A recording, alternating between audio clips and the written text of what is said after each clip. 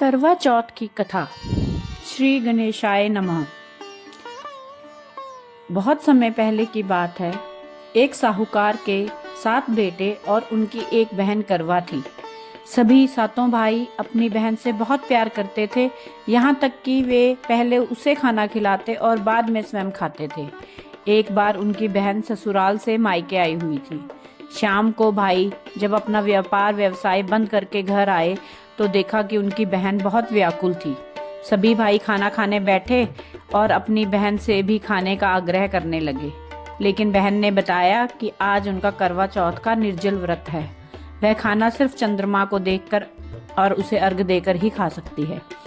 लेकिन चंद्रमा अभी तक नहीं निकला था, इसलिए वह भूख प्यास से व्याकुल हो रही थी। सबसे छोटे भाई को अपनी बहन की हालत देखी नहीं गई। वह दूर पीपल के पेड़ पर चढ़कर एक दीपक जलाकर छलनी की ओट में रख देता है। दूर से देखने पर यह ऐसा प्रतीत होता है जैसे चतुर्थी का चांद उदित हो रहा हो। उसी समय भाई अपनी बहन को बताता है कि चांद निकल आया है, तुम उसे अर्घ देने के बाद भोजन कर सकती हो।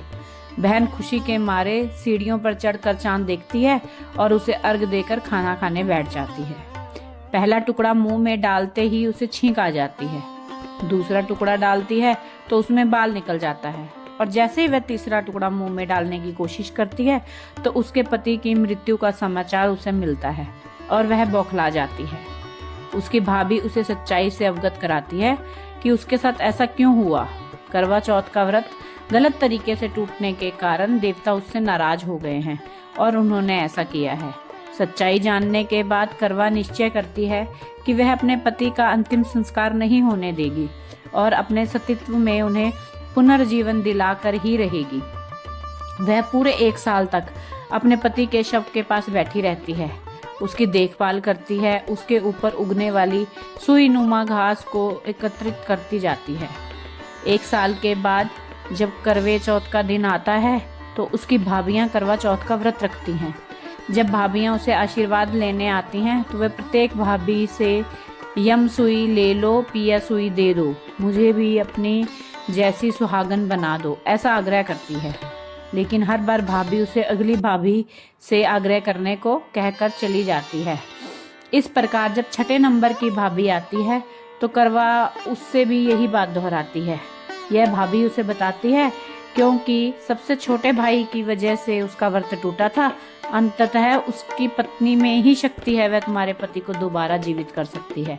इसलिए जब वह आए तो तुम उसे पकड़ लेना और जब तक तुम्हारे पति को जिंदा ना कर दे उसे नहीं छोड़ना।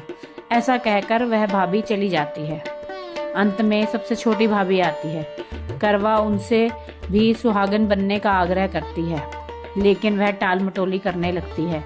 इसे देख करवा उन्हें जोर से पकड़ लेती है और अपने सुहाग को जिंदा करने के लिए कहती है। भाभी उसे छुड़ाने के लिए नोचती है, खसोटती है और करवा नहीं छोड़ती। अंत में उसकी तपस्या को देखकर भाभी भी पसीज जाती है। वह अपनी छोटी अंगुली को चीरकर उसमें से अमृत उसके पति के मुंह में डालती है। करवा का पति तुरंत श्री गणेश कहता हुआ उठ बैठता है। इस प्रकार प्रभु की कृपा से उसकी छोटी भाभी के माध्यम से करवा को अपना सुहाग वापस मिल जाता है। हे श्री गणेश, माँ गौरी, जिस प्रकार करवा का चिर सुहागन का वरदान आपसे मिला है वैसा ही सब सुहागन को मिले। जय करवा माता।